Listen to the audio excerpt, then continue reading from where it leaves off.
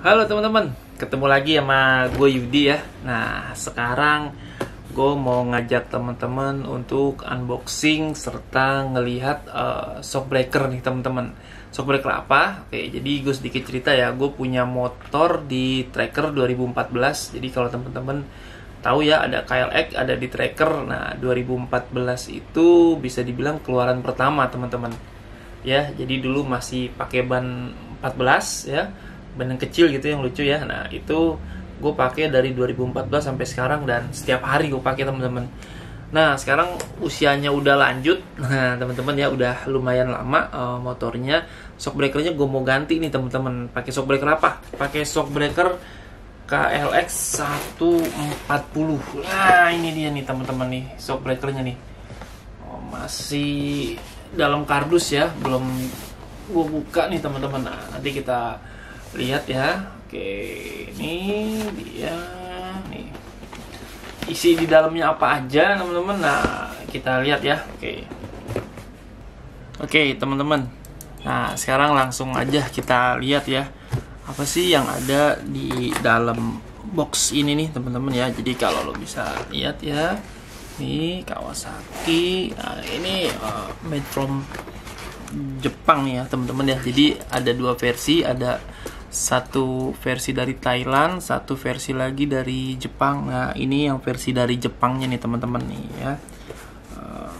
Katanya sih shockbreakernya lumayan bagus. Nah kita lihat nih ya, kita unboxing. Nah ini tinggal kita robek aja teman-teman.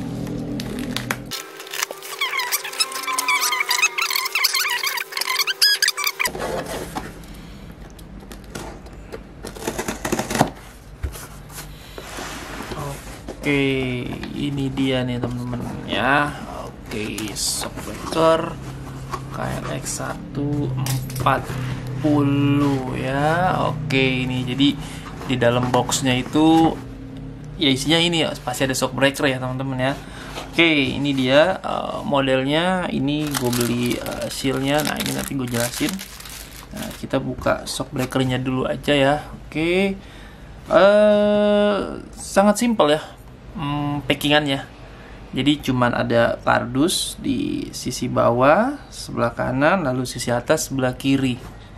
Nah, kalau gue baca ya, gue lihat itu kalau yang versi Thailand itu packingannya lebih bagus dan lebih rapi. Cuma ya memang kualitasnya beda sama yang versi Jepang ya teman-teman ya. Nah ini versi Jepangnya. Oke, untuk bedanya apa versi Jepang sama Thailand? Sebetulnya di channel-channel lain mungkin banyak yang udah bahas ya teman-teman. Nah nanti gue coba bahas dikit aja deh. Nah kita lihat dulu nih ya. Oke. Oh ini lumayan berat teman-teman. Bismillahirrahmanirrahim. Nah ini dia nih ya. Oke.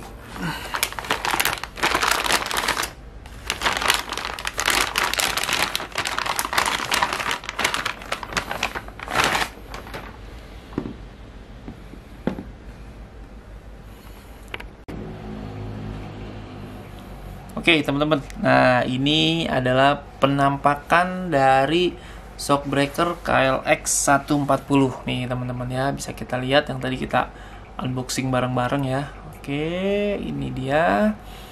Nah tadi gue janji mau ngasih tahu ada beberapa perbedaan ya di pasaran antara yang versi Jepang sama versi Thailand gitu.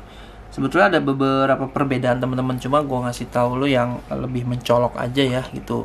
Oke, secara kasat mata pasti sama ya teman-teman, modelnya seperti ini ya. Cuman yang membedakan itu apa? Yang pertama ada ini teman-teman nih ya, di lubang sisi atas ini nih ya. Nah kalau versi Jepang teman-teman ya, nih versi Jepang. Nah ini kosong melompong teman-teman. Artinya nggak ada sealnya, nggak ada bushingnya, nggak ada bearingnya, nggak ada teman-teman ya. Nah tapi teman-teman gak usah khawatir. Nah ini bisa teman-teman pakai dari motor teman-teman yang lama. Nah karena sama nih PNP nih, plug and play teman-teman. Nah kalau di versi Thailandnya teman-teman, nah ini udah ada nih bearingnya, bushingnya. Nah ini udah ada nih setahu gue nih ya. Oke, itu perbedaan yang pertama. Oke, lalu lanjut yang mencolok lagi. Perbedaan yang kedua itu, nah di sini nih teman-teman, di karet. Kalau ini karetnya itu agak dibilang warna kuning, tapi rada ke orange, tapi orange-nya juga orange pucat teman-teman. Ya, kalau versi Thailand, nah itu karet ini nih warnanya orange pekat teman-teman. Ya, jadi paling itu sih yang cukup mencolok teman-teman ya perbedaannya. Oke, kalau dari shockbreakernya, oke.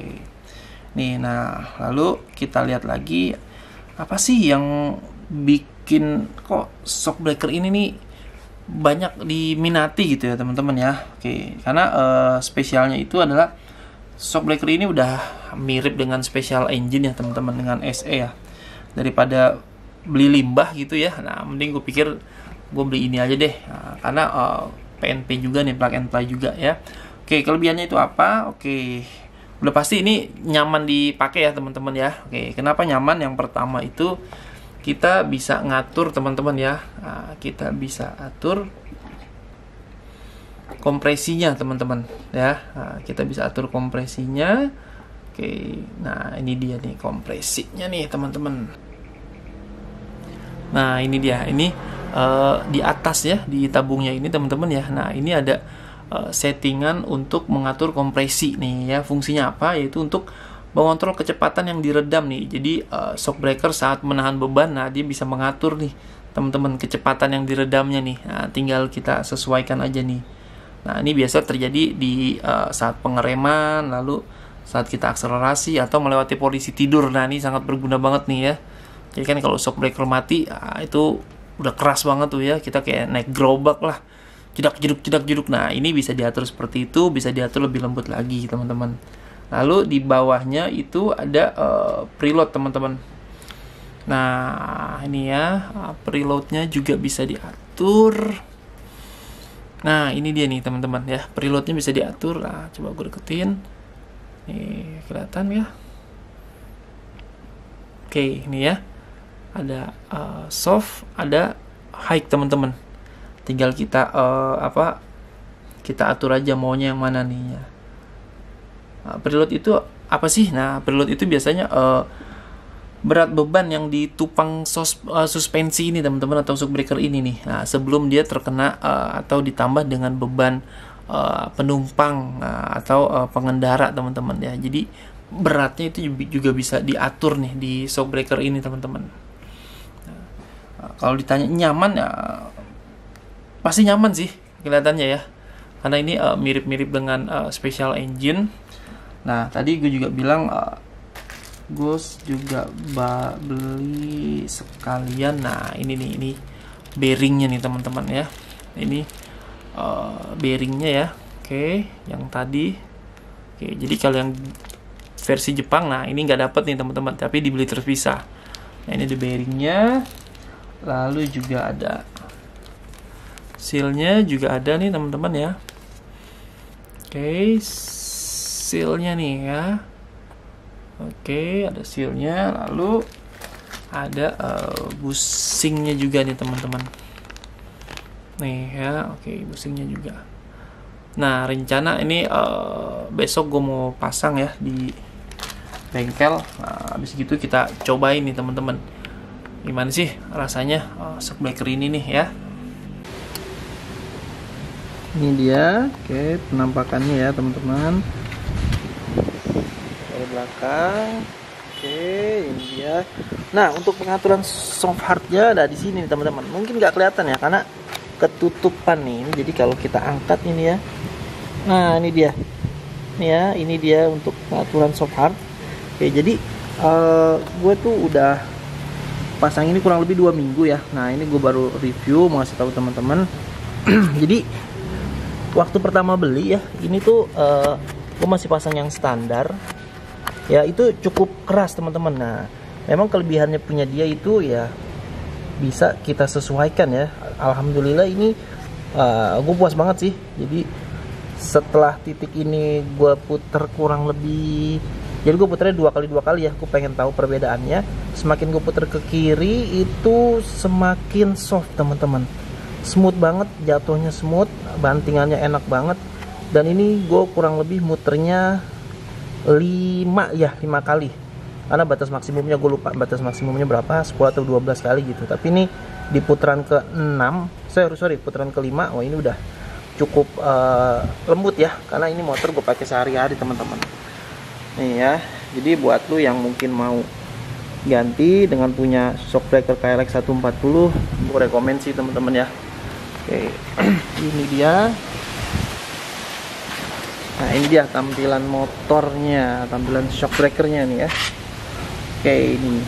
Jadi kalau dikasih rating angka 1 sampai 10 ya 9 lah teman-teman ya. Kenapa 9 ya? Pasti ya. Ya ini memang dikhususin ya teman-teman ya untuk off-road. Jadi ini bisa disetel ya tingkat kekerasan ya, bantingannya dan halusannya. Mungkin itu aja teman-teman ya dari gue untuk penjelasan shockbreaker KLX 140. Semoga bisa membantu teman-teman. Oke, sorry gue nggak bisa videoin foto waktu masang ya, karena ada kendala teknis waktu itu.